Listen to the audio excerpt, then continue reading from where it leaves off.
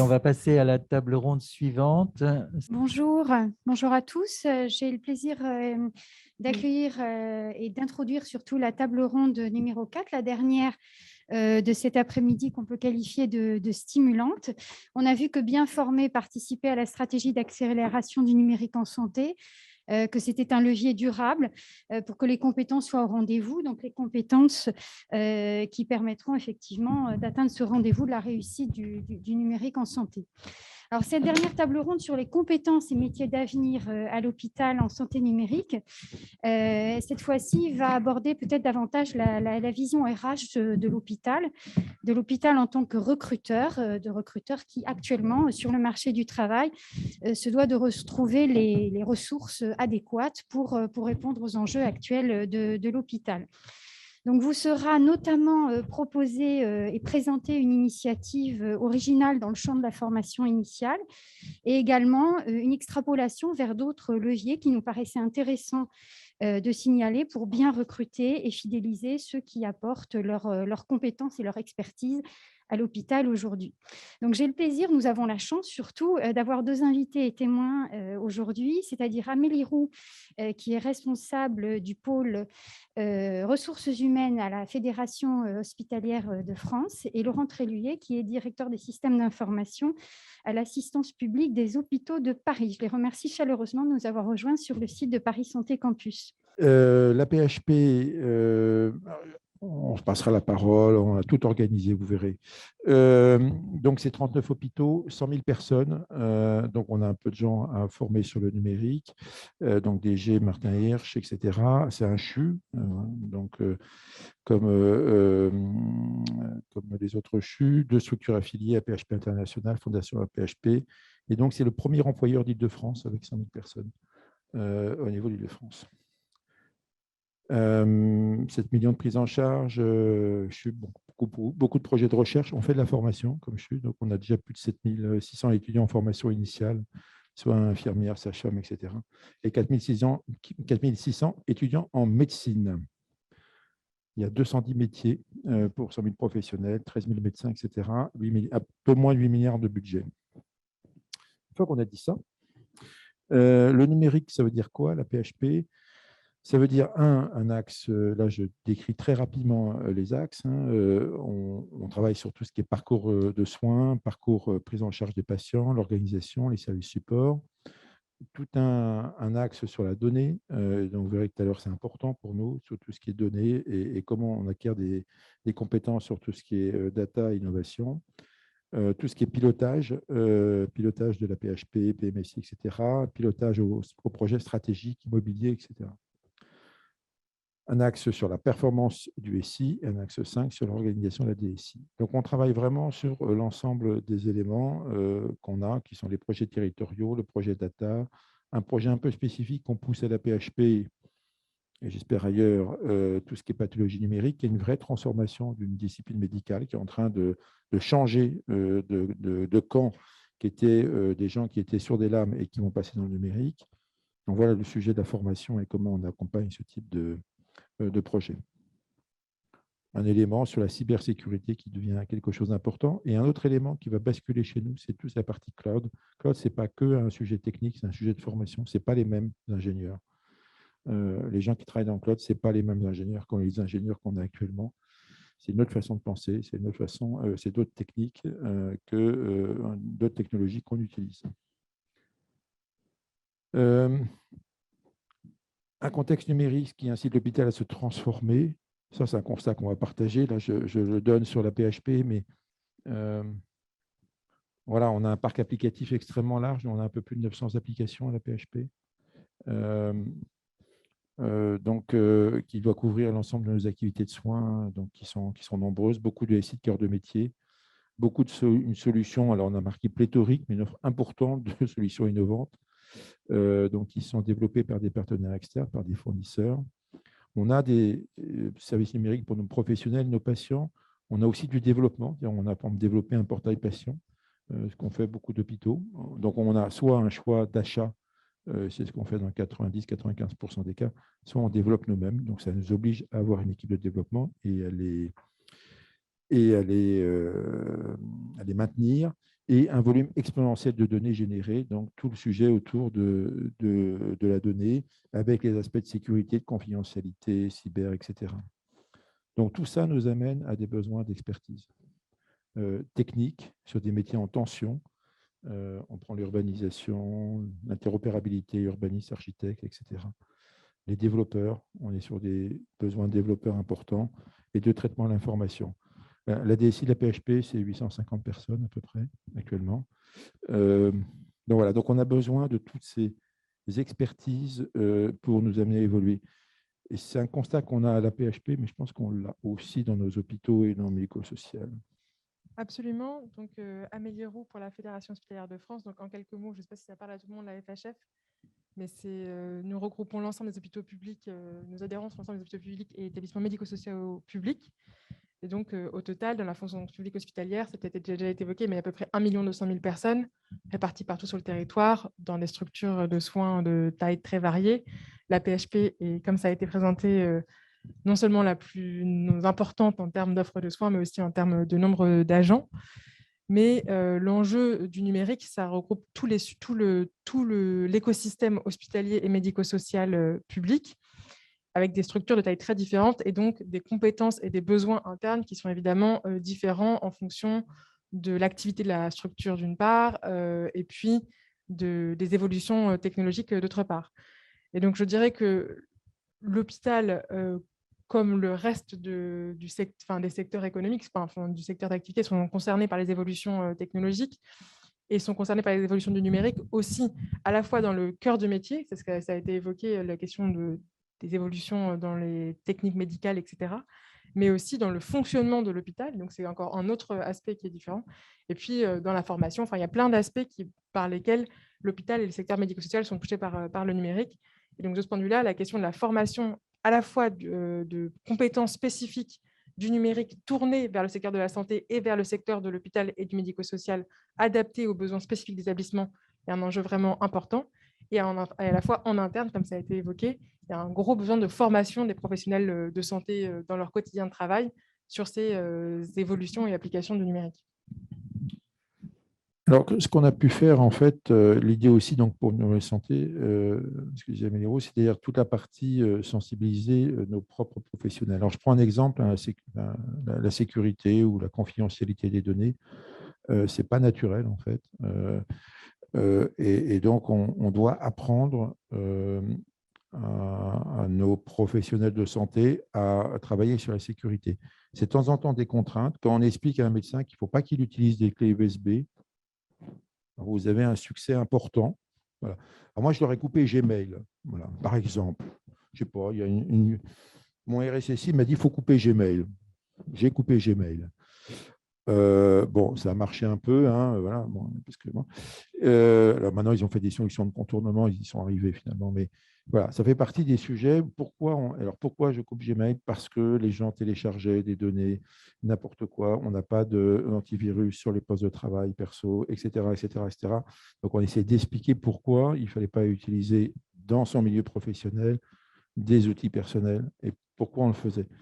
L'histoire des clés USB, vous passez des clés USB dans un congrès, vous chopez le virus du voisin, et ça, c'est extrêmement classique. Donc, comment on forme nos professionnels à la sécurité des sites d'information? Sur la confidentialité, pourquoi il ne faut pas aller voir le dossier médical de sa collègue? Eh bien, ce n'est pas évident. Hein? Manifestement, ce n'est pas évident comme notion, parce qu'il y en a beaucoup qui le font. Donc, comment on forme les gens que le secret médical, que même vis-à-vis de sa collègue, on ne va pas voir le dossier patient. On ne va pas voir le dossier de son collègue ou sa collègue. On a pas mal d'histoires. Donc, comment on forme? Alors, on a une population jeune, hein, en particulier dans tous les personnels non médical, qui est un peu native au niveau du numérique. Donc, c'est plus des bonnes. On ne les forme pas au numérique. Ils sont beaucoup plus forts que beaucoup de monde et ils utilisent le numérique tous les jours. Donc, ce n'est pas une formation numérique, c'est une formation au numérique dans un milieu professionnel et dans un usage professionnel. Et ça, c'est compliqué. En plus, on leur met quand même des applications de très haut niveau dans lesquelles, des fois, il faut beaucoup de formation. pour simplement les utiliser. Formation qui serait intégrée dans le socle de formation initiale des professionnels de santé, les cadres de santé par exemple, les infirmiers d'autre part, les médecins naturellement, et donc d'avoir une espèce de formation initiale de base qui ne soit pas l'usage je dirais, quotidien qu'on a tous du numérique dans notre vie pour les natifs comme vous l'évoquez, mais plus dans un aspect professionnel et les capacités qu'on aurait spécifiquement, les évolutions à venir aussi dans le monde du numérique. On peut penser à la question de l'intelligence artificielle, par exemple. Enfin, il y a d'autres aspects qui pourraient être intéressants à explorer. Et puis, il y a la question des applications métiers qui a été évoquée et comment est-ce que ces applications métiers qui sont parfois très techniques en fait, à maîtriser, voilà, le dossier patient, ce n'est pas si instinctif que ça. Chaque hôpital a le sien avec des paramétrages qui sont différents, etc. Et donc, comment est-ce que je suis formée en arrivant dans l'établissement pour être rapidement autonome et efficient dans mon travail, dans mon fonctionnement, et en même temps, sans qu'on ait 15 jours de formation sur toutes les applications métiers qui existent dans l'établissement pour chaque agent qui est recruté. Parce que généralement, quand on recrute un professionnel, c'est qu'on a besoin de lui rapidement dans les soins. Et puis, c'est même assez fastidieux pour la personne concernée. Et donc là, il y a vraiment un enjeu effectivement d'articulation à la fois sur une forme d'interopérabilité des différents outils et peut-être une forme d'harmonisation à certains endroits. Et puis, d'un autre côté, une capacité de base des professionnels à s'adapter aux différents outils qui seraient plus ou moins faciles en fonction de leur formation initiale de base au numérique. Et comme c'était également évoqué, on a des professionnels très différents dans leurs compétences, dans leur formation initiale. Ce n'est pas la même chose de former un praticien qui fait de la recherche, qui est spécialisé sur un domaine et qui a un intérêt très spécifique pour une application, avec un aide-soignant qu'on recrute, par exemple, pour une période de remplacement. Enfin, voilà, il y a quand même des questions très différentes en termes de niveau de formation initiale et d'implication, d'engagement dans une durée de plus ou moins long terme dans l'usage de l'outil aussi qui est présenté. Et donc, de ce point de vue-là, la question de la formation des professionnels n'est pas du tout la même. Et ça demande évidemment un travail important d'articulation des différents services en la matière. Donc ça, c'est toute la formation de nos professionnels. Et puis, dernier exemple, la formation des internes ou des externes. Tenue d'un dossier patient électronique n'est pas le même. Ça agace beaucoup nos seniors, par exemple, l'histoire du copier-coller, où on voit la même bêtise recopiée à chaque fois par les externes ou les internes en utilisant la fonction CTRL-C, CTRL-V, qui est la fonction copier-coller. Et donc, il y a une formation des juniors, en tout cas, pour bien travailler sur ce dossier patient. L'autre point qu'on voulait évoquer là, c'était comment on forme des ingés, des gens du numérique à la santé. Donc, c'est l'autre aspect. On a un vrai sujet, nous, de marché très compétitif. Hein. On dit qu'on a des problèmes de médecins et d'infirmières, mais on est sur un marché très compétitif.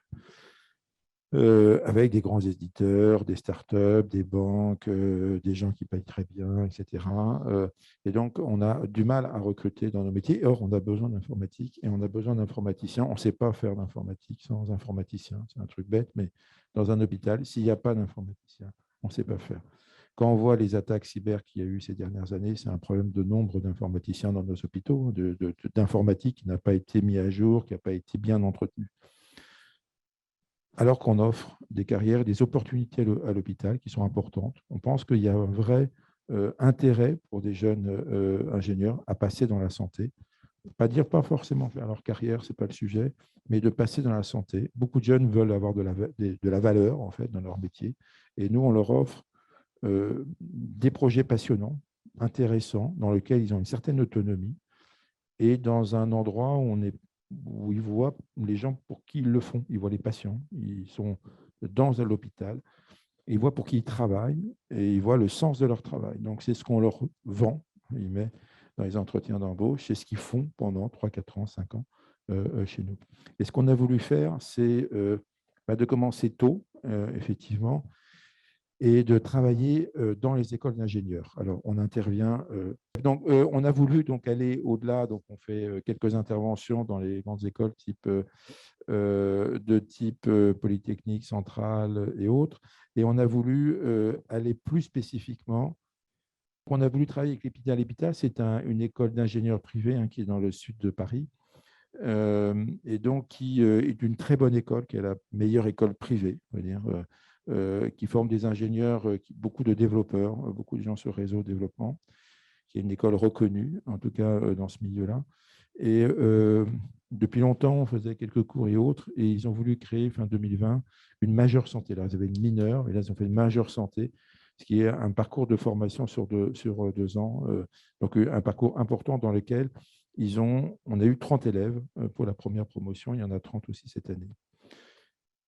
Et on a proposé d'être partenaire de cette majeure. Alors, partenaire, ça veut dire quoi? C'est que je fournis en fait des heures de cours. Donc, on forme les jeunes ingénieurs sur les sujets de informatique et santé. C'est 200 heures de cours que la PHP, que mes équipes fournissent. Donc, c'est un gros effort qu'on fait avec des mobilisations alors, mes équipes de médecins renommés qui travaillent avec nous, de PUPH et autres, de jurys spécialisés, d'experts en informatique, et aussi derrière des terrains de stage. Donc ça, on a voulu travailler avec des écoles d'ingénieurs, et je pense que c'est une voie intéressante, en tout cas, de travailler avec ces écoles d'ingénieurs pour les former à la santé. Et ça fait partie de nos pistes importantes pour les prendre un peu bébés, là, les ingénieurs, et pouvoir les accueillir derrière. Oui, parce qu'en fait, sur la question du recrutement, pour le coup, des compétences numériques à l'hôpital, il y a vraiment 2 enjeux, de mon point de vue. Il y a un enjeu employeur qui est qu'il faut que les employeurs eux-mêmes prennent conscience de la dimension stratégique du recrutement de ces compétences. Donc, c'est ce qui a été évoqué, c'est-à-dire qu'il faut à la fois on identifie clairement ce besoin, et dans l'environnement fonction publique, ça veut dire aussi arriver à faire émerger par exemple, de la mobilité interfonction publique. Enfin, il y a une question de valorisation salariale qui a été votée, etc. Et puis, de l'autre côté, et ça, c'est vraiment le point qui est souligné dans la question du partenariat de la PHP avec cette école d'ingénieurs, c'est arriver à faire voir aux étudiants, aux ingénieurs, à l'écosystème numérique, l'intérêt de venir travailler chez nous, sachant que, pour le coup, autant on est très bien identifié chez les soignants, venir travailler à la PHP ou venir travailler à l'hôpital en général, quand vous êtes infirmière ou médecin, c'est assez clairement identifié. C'est beaucoup moins le cas et beaucoup moins instinctivement le cas pour les métiers du numérique. Or, on est dans un moment où c'est vraiment important. Donc, on a vraiment un enjeu à être connu de cet écosystème-là pour arriver à recruter sur le sujet. Alors, il y a une demande, parce qu'on m'a demandé ce que je pouvais demander au ministère. Il y a un truc, c'est qu'on ne peut pas payer les stagiaires. On peut les payer au minimum à 500 €. Vous proposez une dernière année d'une école d'ingénieur 500 €, ben, vous n'avez pas de stagiaire. Donc, vous avez investi 200 heures de cours et pas de stagiaire parce que voilà, ce n'est pas une question de budget. On pourrait les payer 1 000, 1 500 normalement, quoi, comme ils ont ailleurs. On ne demande pas non plus 5 000. Mais on ne peut pas, par la loi, il y a un article du Code de l'éducation, du R quelque chose, je ne sais pas qui a écrit ça. Je ne sais pas pourquoi, mais dans la fonction publique, on ne peut pas payer au-delà de 500 € un stagiaire. C'est imbécile. Voilà, je dis ça parce que j'ai déjà dit à d'autres. Je n'ai pas dit à celui qui l'a écrit, je n'ai pas trouvé. Mais on se bloque dans la fonction publique, en tout cas, notre capacité à intégrer des jeunes tôt et les mettre dans un circuit de formation. C'est une des premières choses. Pareil pour les alternants, c'est compliqué quand même, ce n'est pas simple. On s'est limité à 1 000 sur toute la France pour faire un truc pour avoir 3 000 €. Pourquoi 1 000 ? Voilà, ça ne correspond pas à nos besoins, etc. On a vraiment besoin de libérer, on parle beaucoup de libérer les choses. Il y a un moment, il faut libérer ce truc-là parce que honnêtement, on ne comprend pas le sujet. Voilà. Donc, c'est ça. Donc, on a mis avec un projet de fin d'année d'études, des élèves engagés, en cours d'engagement, etc. Et on essaye d'aller plus loin et avec une première offre de formation structurée français-anglais en cours d'enrichissement. Donc, on travaille avec l'EPITA. On va les candidater à l'AMI pour travailler avec cette école-là et éventuellement avec d'autres écoles pour structurer cette offre de formation initiale sur nos ingénieurs. C'est un élément pour nous important, c'est un investissement. Moi, j'ai investi 200 heures de cours, donc c'est pas voilà. Voilà. Donc voilà un petit peu ce qu'on a pu faire très rapidement sur la PHP en tout cas et sur les écoles d'ingénieurs. Il faudrait qu'on puisse perdurer et qu'on nous enlève là, les boulets qu'on a dans nos poches pour former les gens. Alors, si on prend l'exemple du partenariat de la PHP avec EPITA, c'est pas reproductible dans tous les hôpitaux, dans toutes les structures hospitalières. Par contre, c'est certainement possible de le reproduire avec d'autres grands centres hospitaliers, notamment des CHU dans d'autres grandes villes métropoles où il y a aussi des écoles d'ingénieurs de haut niveau qui pourraient être intéressées par ce type de partenariat. Et donc ça, c'est typiquement quelque chose qui pourrait être accompagné ou une forme d'incitation favorisée aussi avec un accompagnement, parce qu'effectivement, 200 heures, c'est un temps très important en termes de mobilisation. La PHP, c'est quand même très grand, donc il y a une forte compétence et il y a peut-être plus de disponibilité potentiellement en matière de, ne serait-ce qu'en termes de force d'effectifs. Ils bossent, ils font ça en plus. Non, mais oui, c'est un effort, mais après, c'est aussi ce qu'on a voulu et une certaine vision, en tout cas, de ce qu'on veut faire. Et aussi, le travail avec les universités. Alors, moi, je regrette qu'on n'ait pas arrivé aussi à faire ce même type de partenariat avec l'université. Il faut qu'on y arrive à le faire parce qu'on est quand même un CHU, donc on n'est pas très loin des universités dans lesquelles il y a de très bons ingénieurs, il y a des très bons LMD qui sont de très haut niveau là-dessus. Donc, il y a tout un travail à faire et c'est un sujet parce qu'on ne connaît pas bien cet écosystème. Et donc, comment on les repère, comment on travaille autour de ces sujets-là, c'est un vrai élément, en tout cas pour nous, de faire perdurer. Et derrière, parce qu'on n'a pas parlé, effectivement, on a une grille salariale d'embauche derrière, qui est sur nos contrats de droit public, qu'on a négocié avec notre contrôleur financier. Étant le seul établissement ayant un contrôleur financier, on en profite. Et donc, on a une capacité, en tout cas, d'embauche qui est à peu près dans le marché, un peu plus bas maintenant parce que ça salaires ont monté, et dans lequel aussi on peut subdiviser les métiers et d'avoir une grille beaucoup plus précise en termes de métiers que ce qu'il peut y avoir au niveau national, et pour pouvoir embaucher correctement nos data scientists, data engineers, tous les DPO et autres là-dessus, comment on peut mieux investir de manière plus précise dans cette compétence. Alors ça, c'est vraiment un autre aspect. Donc, c'est vrai que par ailleurs, dans l'environnement fonction publique, on est quand même aussi, on s'inscrit, nous, FPH, fonction publique hospitalière, dans la fonction publique en général. La question des grilles des métiers, de référentiels métiers, qui sont des dispositifs pas toujours extrêmement agiles, on va dire, surtout quand on compare à la rapidité des évolutions dans le métier du numérique, c'est parfois un peu lourd et en tous les cas très souvent en décalage en termes de temporalité par rapport aux évolutions. Et donc là, l'enjeu d'arriver à faire ou évoluer nos grilles ou évoluer nos référentiels de métier, c'est vraiment un point important, voire peut-être de s'en détacher en partie, parce qu'en réalité, ça peut paraître comme un frein, alors même que c'est fait pour être initialement pour nous aider à recruter. Donc là, il y a vraiment un décalage entre ce pourquoi est-ce que les outils existent au départ et ce à quoi ils servent finalement.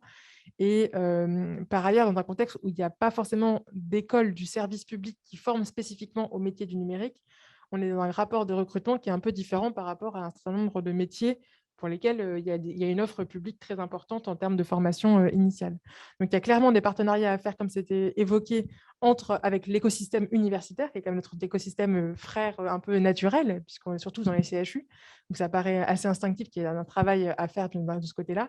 Et puis, il y a un côté acculturation de la fonction publique en général et la fonction publique hospitalière en particulier pour ce qui nous concerne, pour arriver à adapter nos systèmes de rémunération au contexte très concurrentiel, ça a été dit aussi, du recrutement d'ingénieurs et de talents et parfois de compétences très techniques qui sont aussi en lien avec la recherche. Il y a plein de façons de recruter qui sont différentes dans ces métiers du numérique et qu'il faut qu'on arrive à imaginer. Il faut qu'on soit nous-mêmes innovants, je dirais, côté RH, pour arriver à recruter. Évidemment, le sujet se pose un peu différemment, encore une fois, selon la taille des établissements et leurs enjeux locaux. Extrêmement précise et qui nous éclaire avec plein d'exemples. Merci de nous avoir aussi aidé à distinguer ce qui relèvait peut-être plutôt d'une initiative que seules les très grosses entités peuvent se permettre, même si j'ai noté que vos avis étaient partagés sur ce sujet, de nous avoir aussi aidé à distinguer ce qui peut bénéficier, je pense, indirectement aux autres structures, parce que c'est vrai qu'une initiative, y compris dans le champ de l'EPITA par la PHP, si ça finit par se savoir, par exemple, sur un salon d'étudiants, de formation, qu'effectivement, l'employeur hôpital est attractif, peut offrir des carrières, des perspectives intéressantes en termes de travail et surtout donner du sens à un engagement professionnel. On peut penser qu'il va y avoir un effet boule de neige, premier de cordée ou tache d'huile selon l'image que l'on veut retenir. Peut-être que premier de cordée, c'est mieux. En tout cas, c'est l'expression qu'Amélie m'avait donnée dans le cadre d'un entretien préalable. Il y a aussi ce qui est parfaitement transposable aux autres établissements ou alors qui peut leur bénéficier parce qu'il y a l'exemplarité d'autres établissements qui s'en sont emparés. C'est le fameux levier salarial qui, pour attirer et fidéliser des nouveaux diplômés ou des personnes expérimentées et formées, peut aussi être mobilisé. Bien sûr, on n'ignore pas le frein budgétaire.